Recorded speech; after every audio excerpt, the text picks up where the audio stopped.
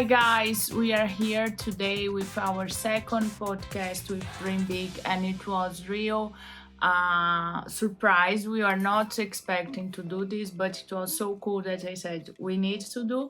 So some months ago, I had a call, Instagram message of Derek, and he said, "I'm a photographer. I would like to photograph your family, and I'm also a survivor." But really, I didn't dig in his story because I'm always doing so many things. And I just said, okay, let's do it and come and have our famous spaghetti al limone, spaghetti with lemon. And he's here today and he has an amazing story. And he said, I was already thinking I will ask him to my podcast, but then I think I want to talk more about so I can help people can be aware. And I said, okay, let's do it. So we have Derek with me, and we are like learning how to film. We have two cameras, so I don't know how it come, but we are here. Hi, Derek. Hello. So, tell us a little bit about what you want to tell us about your story and. Well, I mean, it's a long story. So, where do I begin? I guess, yeah, like you were saying, I reached out to you because I had been following Clara. As I'm an artist, I'm a creative person and a person with disabilities, and I'm sure I've found some content of hers come through my feed at some point, and then just over the while have seen the posts and reached out. As I'm a photographer, is my main discipline, and thought I wanted to volunteer to maybe make some photos of Clara doing her work or your family together, just as we have their show, so sometimes strange airplanes with big noise will come. Getting into hearing about my story, I had mentioned I'm a survivor, a stroke survivor. So the story of that is, I guess I had an AVM, arteriovenous malformation, in my brain, on the right side of my brain, that started bleeding when I was 19 years old. And so that was 21, 22 years ago. I'm 41, going on 42 now. And I've had a long journey of just kind of rebuilding my life as a kid, going through that, and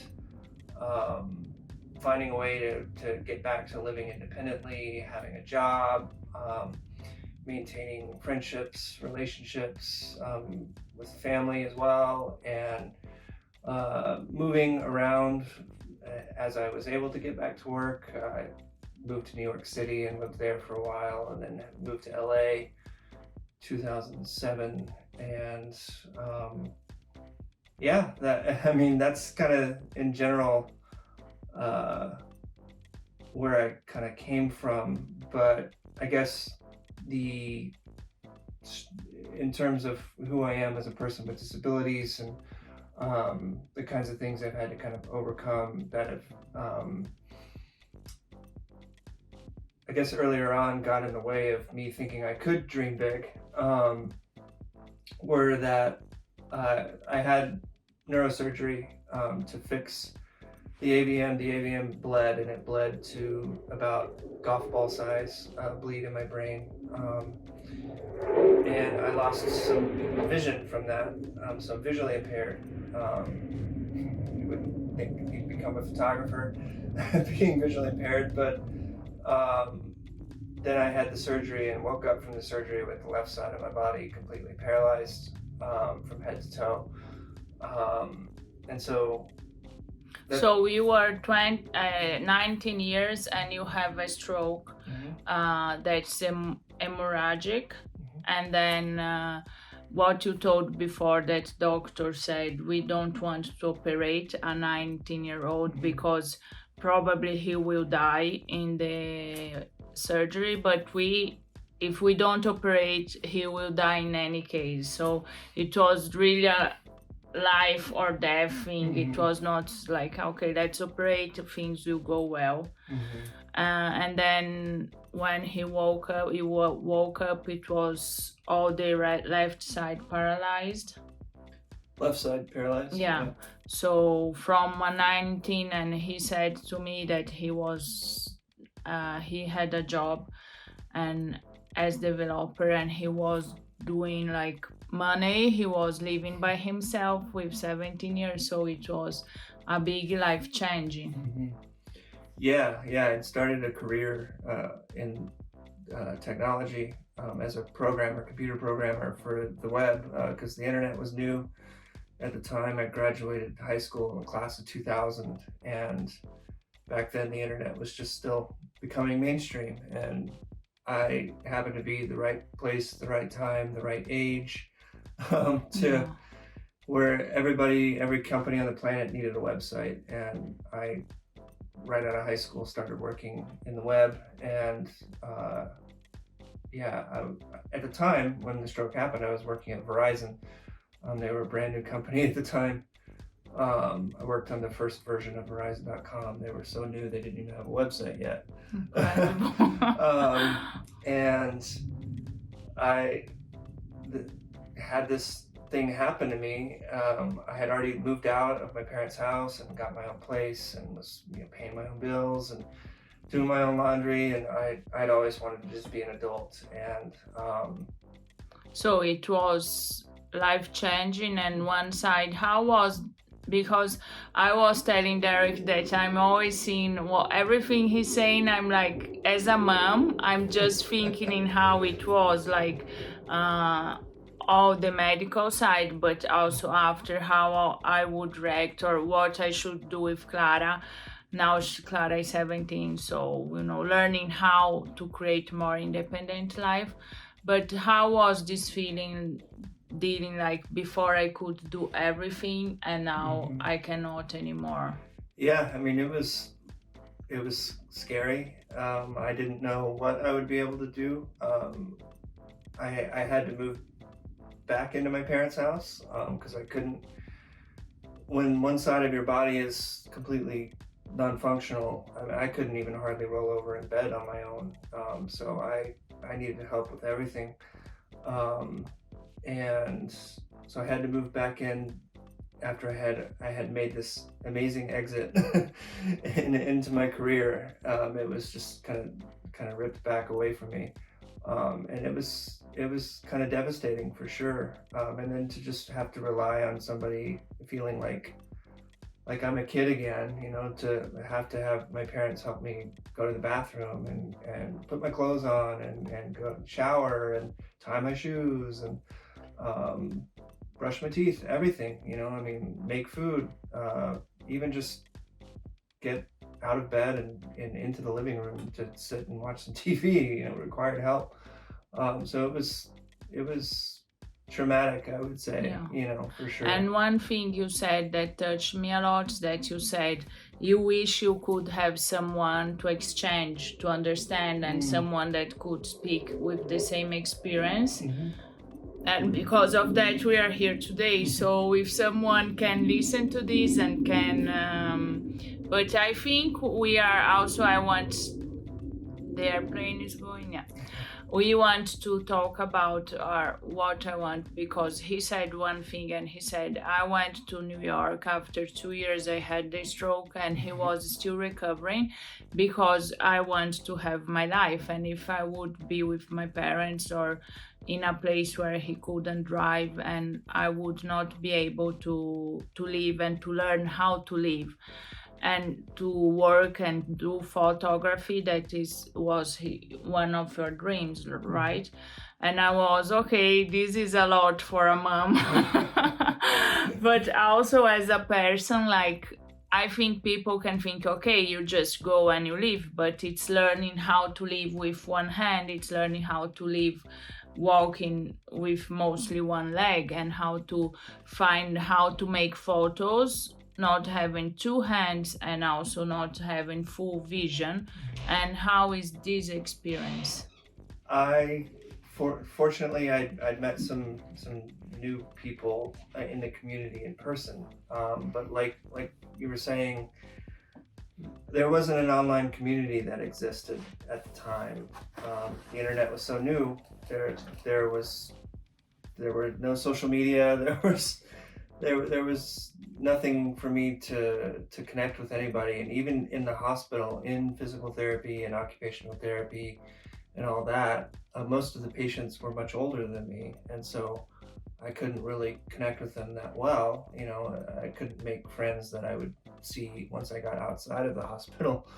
And I was always the youngest, and so it, I felt like an instant outsider that was just going to be kind of left to wander on my own, and would never meet anybody that had similar, living experience, or had similar disabilities or anything like that. And then, lo and behold, a few years later, 5 years later ish, things start coming out, and there's Facebook, and there was like MySpace first, and Facebook, and Instagram now, obviously, where we met. And it's just opened up a whole world for people to see other people's stories, and be able to realize they're not the only ones, and make those connections. And that's, I think, huge for recovery for anybody, to be able to see how other people are doing it.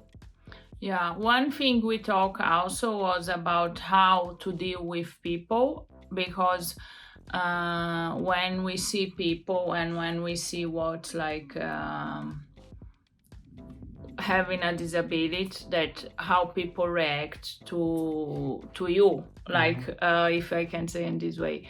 So when you are going out and you met new people, all the questions or needing to explain you, and what we said is that Derek is a beautiful man, and big, and like me, big, and everyone. So it doesn't seem that he had a stroke, seem that's just thing that will pass, right? Like a broken arm or something like that. So, and then when he tell his story and people doesn't know how to react, doesn't know how to do, and then they want to help. So tell a little bit more so people can have awareness of what they could do in another situation similar, because I think a lot of times people doesn't know, and it's the first time, like you said, you didn't know about the stroke before you have one, and you didn't know anyone. And I think when people deal also with these situations, maybe it's the first time and they don't have any clue what they can do. Yeah, I mean, like you said, it's I don't necessarily present as somebody with disabilities that, like, I guess on the camera I can show, like my fist is, my left hand's kind of stuck in a fist. I wear a wrap around it to kind of protect my skin and everything here. But in general, my arm kind of hangs down to the side, and it has this brace on it, and people ask me about it a lot. I don't. Earlier on, it was different because I was using a wheelchair a lot. I couldn't walk more than a few steps without using a wheelchair or a cane. And then I got white cane training for my vision as well. So I had like you'd see somebody that was blind using a white cane. People have like an obvious understanding of there's, he's got a disability of some kind. But as I've recovered over time, I've gotten to be airplane coming through. I've gotten to where I don't necessarily need to use those assistive devices all the time. I still use them in certain situations. And so if I'm just kind of out and about, people, and I might interact with somebody, they might say, "Oh, what happened to your hand?" Just thinking it looks like I might have sprained my wrist, or I have carpal tunnel syndrome, or I fell skateboarding, or got in a bar fight or something like that, which has never happened. but I do walk with a little bit of a limp, and that limp is more present if I've been walking a lot for the day, or it's colder outside. My leg stiffens up, and I limp more. Those kinds of things, and I mean, the community at large has varying answers for this, like what's right and what's wrong, and what should you say and shouldn't say, and I guess because I was so young and it didn't feel like I could do anything about it or say anything about it or have an opinion about it. I didn't know what to think because I didn't have any resources and I didn't know anybody else. I just kind of accepted that people were going to be curious and like interested and yeah, you know, if you see somebody with a cast, it looks like they broke their arm. Most people would ask, you know, like, oh no, what happened to your arm? So I just kind of have always chalked it up to just a genuine, you know, human curiosity of a way to start a conversation with somebody. But you know, and other times I'm in my wheelchair, you know, and people will ask me, you know, how did you end up in a wheelchair? You're so young.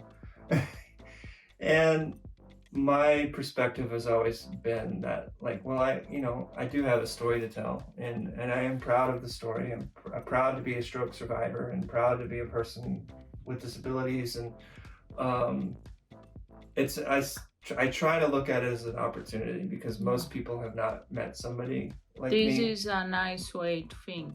Yeah, and it's not always easy. Yeah, I know. It's not always the first way I want to react, especially if they say it in a particular tone or whatever, you know. And that's the thing that I would tell people to be mindful about is to just be genuine and you know, be careful about how your tone and the situation, and you know, like we talked about, you don't just start pushing somebody in their wheelchair just because it looks like they are going too slow or they are struggling to get up a curb cut or something.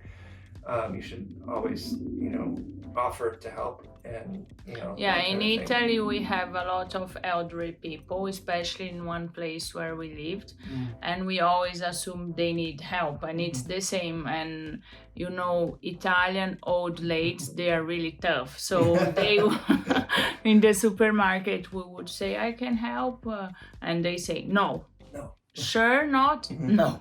So we are like, I'm almost helping, and they say, no, I can do by myself, okay? Yeah, and I mean, and then the thing to do with that is to respect that they've said no, right? Yeah. And just let them do it. It's difficult also to respect sometimes because maybe you see the other like struggling, but it's a struggling that they know how to handle. But for us, it's not. Even with Clara, we talked about like sometimes we want to do things and we are late and we need to do, so we just assume that she needs help and we will help, and sometimes she says, I don't want your help, just wait. And also this thing of going the pace of the others, like sometimes takes more time to walk, sometimes takes more time maybe in your case to see or to arrange the camera, and we just need to be patient. Yeah, well, that's also just from my own internal perspective. It's slowed me down, you know. And I guess there can be good things and bad things about that, but it has taught me a lot of patience. That you know, I know that anything that I'm going to have to do, I'm probably not going to do it at the same pace as what somebody would normally expect of the average person. And some things I can do just as quick or quicker than other people because I have one-handed methods and hacks where other people are using two hands.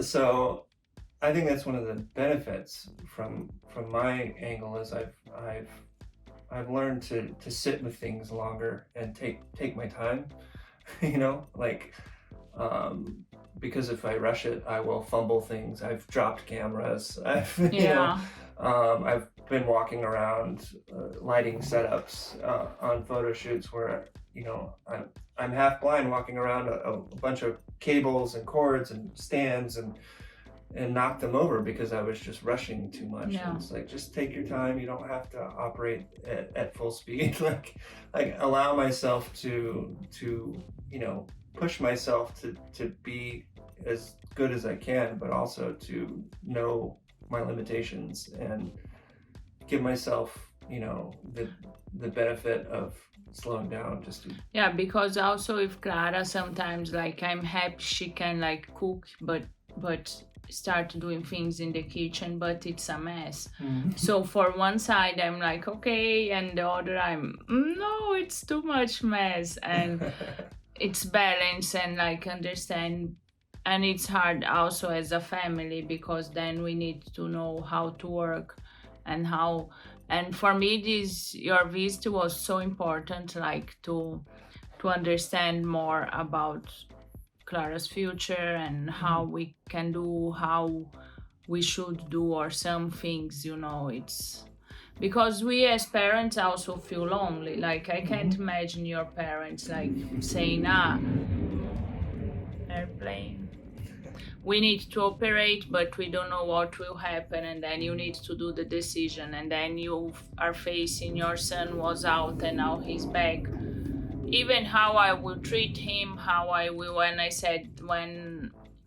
he said I'm going to New York, if I was your mom, I don't know, I would say no. But then it's a lot of courage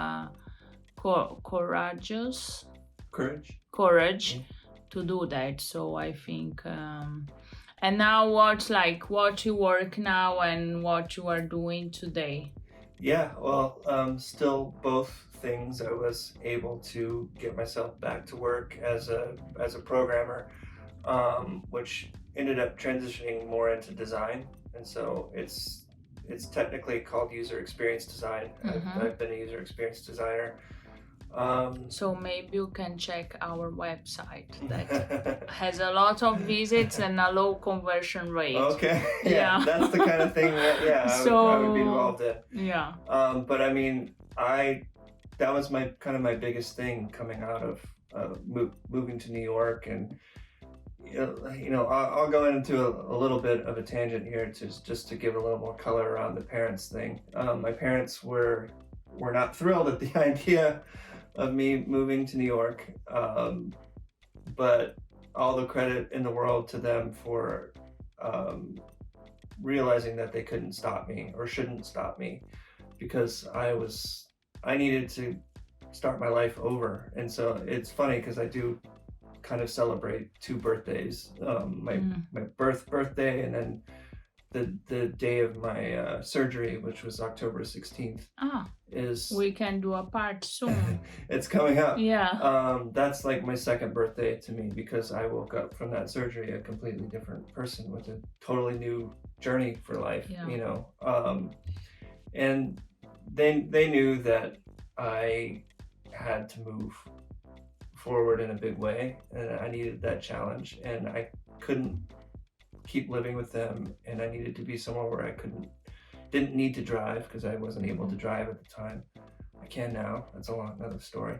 But I went and moved to New York and started working again, and this was 2 years after my surgery. So I was starting to walk again. I was still walking with a cane. Did you fly alone, or they came with you to just set? I flew alone, yeah. Oh, it's always more like clap my hands to them and to you, because I can't remember exactly. I think I took a bus to the airport, something like that. I'd have to dig back into my memories, but I had to do it. I knew I had to like pull myself up, and I knew it was going to take my own willpower to kind of move forward. And it wasn't, going to be a doctor or, and all the credit in the world to my doctors as well. My physical therapist, my occupational therapist, they were all amazing. I love them. I had such a great experience in the hospitals and in the centers, the facilities, the outpatient centers and stuff like that for that. But I got to a certain point where I knew the next steps are on me. I have to do this. Yeah. And I took I took a very, hands on, like, everybody just let me go do this. And I got to New York and I started working right away, and it took time for me to get better at it. I had to learn how to type one-handed. Yeah. I type one hand. I type as fast as somebody with two now. Took me pretty much a decade to get good at it, like really good at it, because those first few jobs I was too slow. I was not up to speed with being able to keep And up. do the people that hire you, they need, like, you told about the thing and they were patients, or you need to do like more to prove, you know what I mean? Early on, I didn't say anything. I would just say something even to the effect of, oh yeah, I messed up my hand, not a big Okay. deal. I wouldn't tell them. Now it's totally different. So you would just do much more to do the same, like to Yeah. be able to keep with others or with Yeah, what they expected. I would do work on the weekends. I would do work late at night. I would go home and keep working on it because I didn't get enough done at work for the day. I had to do what I had to do to keep a job, but then, yeah, over time, I got better and better at it, quicker and quicker. I learned more how to do it all one-handed and half blind, because even computer work half blind is hard, especially moving into design instead of just programming. In that time, which pro softwares you would use? At the time, it was Like mostly CorelDRAW? like Photoshop and Illustrator. Okay, all right. Because I did college in graphic design. Oh, okay, yeah. And I finished in 2003. So okay, right around that same it time. was yeah. like CorelDRAW Yeah. and all this that they even exist now. yeah. At the time, it was Photoshop, and I think Yeah. Fireworks was the other big one. We are speaking about the work, right? So Right, how right. it's the work and how but now when you go to do a job, do you always tell about it, or just if they question? Or Well, when I apply for jobs through like the standard American job application process, and most of them have questions where they ask if you have a disability. I do indicate that I do have a disability. It doesn't ask you to tell you what it is. do you think this makes you have less opportunity than others? I don't think so. No, I started doing that like almost 10 years ago, maybe. I decided, you know what, I am going to put that I have a disability. And there are a bunch of reasons, there are legal reasons for it. There are obviously the ADA. If I've not indicated that I had a disability and then I try to, request an accommodation at work, and they're like, well, how come you didn't say you had a disability? We didn't even know this. It helps protects my rights in that way. There's government mandates around companies reporting the number of disabled applications they get, applications from people with disabilities, to make sure that the hiring practices are fair and inclusive.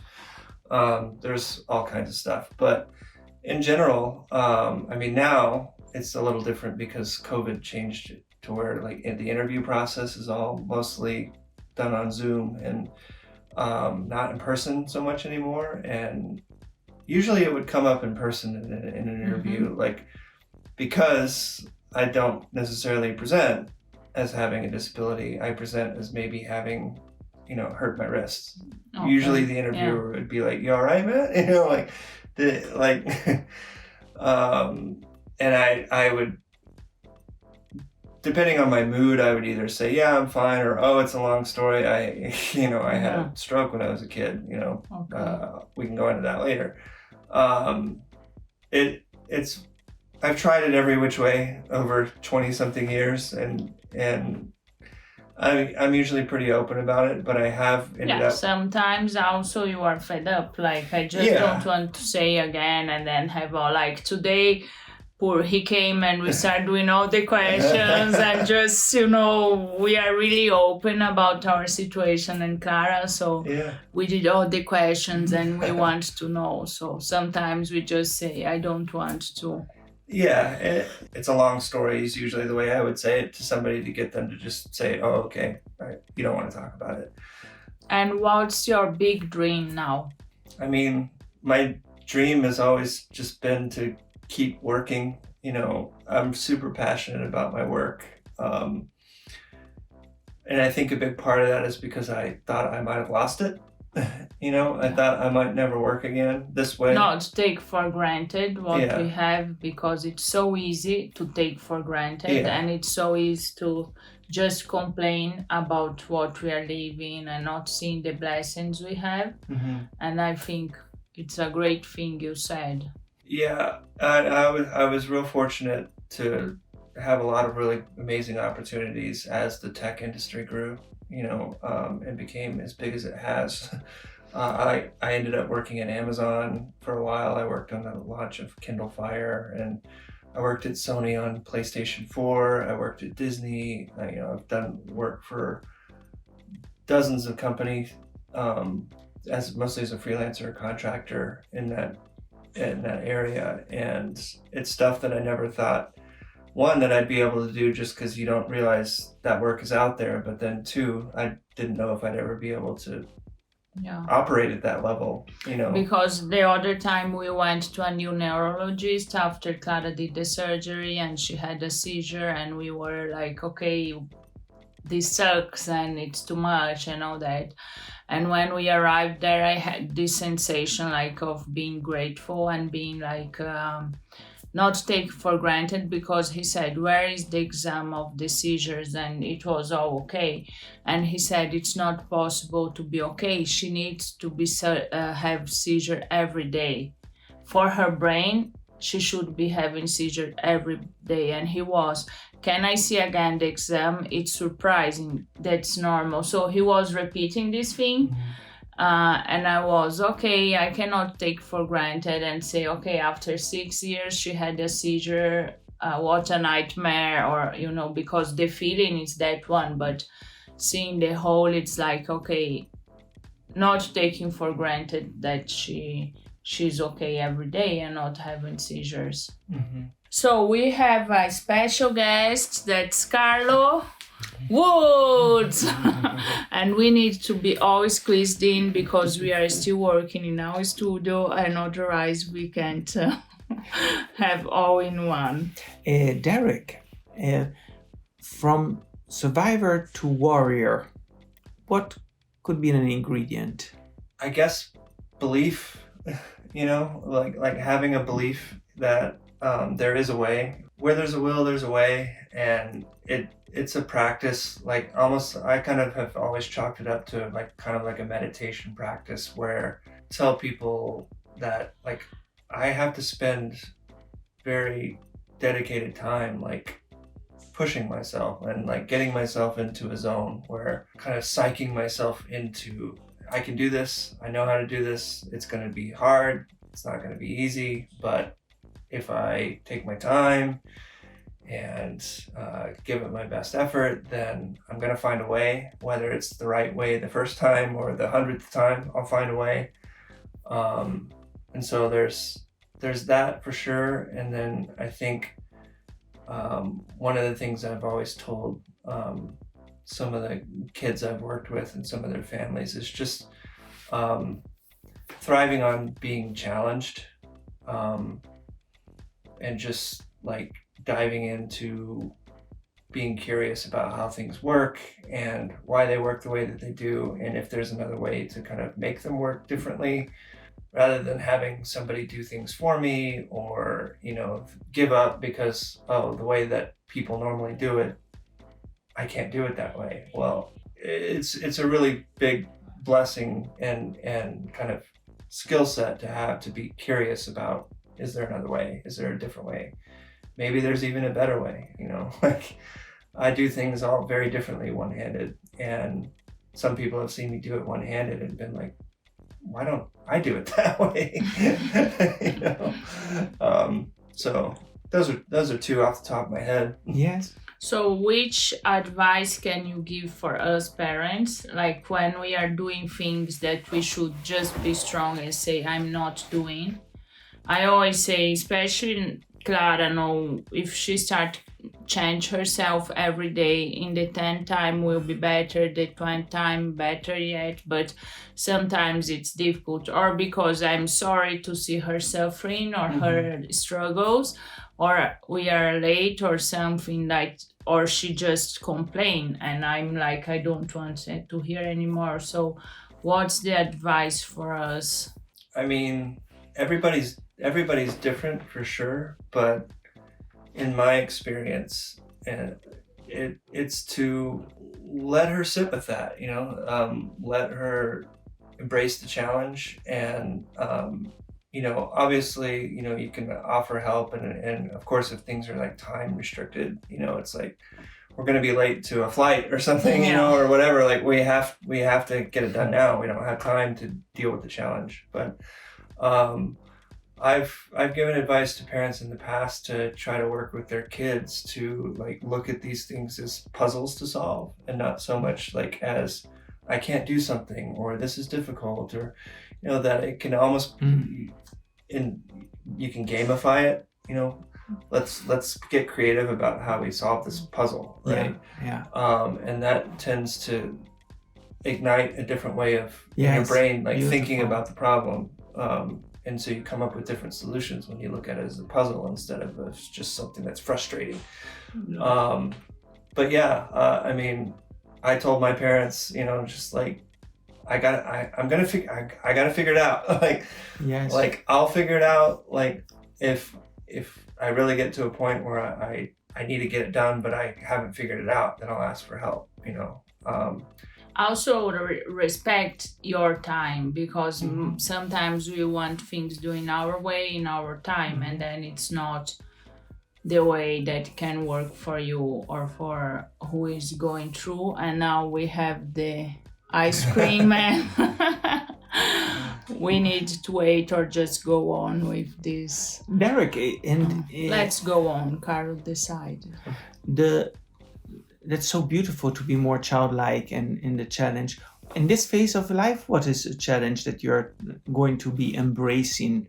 You want to, hey, this is for 2020, for what I've got at heart to tackle. Well, I mean, this is a good example of like sitting here with you guys doing this right now. You know, I began trying to kind of be more kind of outward, you know, finding places to share and connect with people and get engaged, and even just reaching out about like volunteering to do some photography work for you guys is not something that I'm just not going around offering that, you know, but it's something that I want to do more of. And so having an opportunity to share with your audience, you know, that, you know, like I feel like I have a story to share for a reason, you know.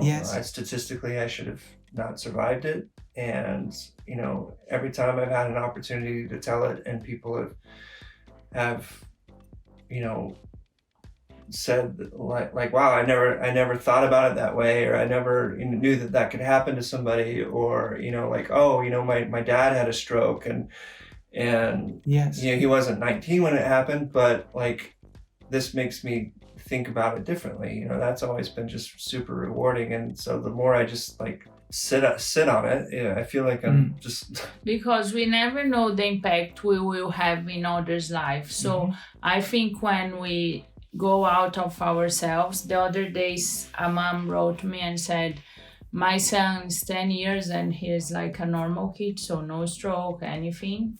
I should say normal, but okay. And then she said he loves to see Clara videos, and every night he says, Moms, let's see how Clara is doing. And it's so like cool, because when we are in this side, we just don't understand how the message will arrive and what people will think. And what you said, you can be of inspiration or just, motivation, or that people that are 8 and they have stroke, or people that are like us, that the kids are having so much things. And sometimes we are just blocked because we are shy, or because we don't know, it's not our. And more we do, more it will be easy. Definitely, yeah. And I've even helped people who I've seen struggling at like the grocery store to like with a broken arm. Like I knew they just had a broken arm, but it's a temporary disability. But I'm like, I can show you a way to do that one-handed. Like. To carry a tray in a restaurant, or to grab boxes a certain way, or I've seen people who didn't necessarily have a stroke like I did, but like I can still offer some kind of sage advice from a one-handed perspective. It happens to a lot more people than you would realize. So that awakens also a perspective of more gratefulness, that if you did not have what has happened in your life, would you say? Yeah. I mean, that's another thing that I definitely am proud of having this story, like I have a perspective of gratefulness and just relishing in the small things and not taking things for granted as much as possible. And I've definitely gotten feedback over the years from people that just like oh, the way you talk about it, or the way you seem to think about it, or your perspective just seems so unique or different, and if that can rub off on anybody, then I think that's beautiful. That's a good thing, like I'm not saying that like my perspective and my is perfect or whatever, but it is but it's different, so leverage, getting more vision versus just seeing. So guys, we are planning to do a vlog, right?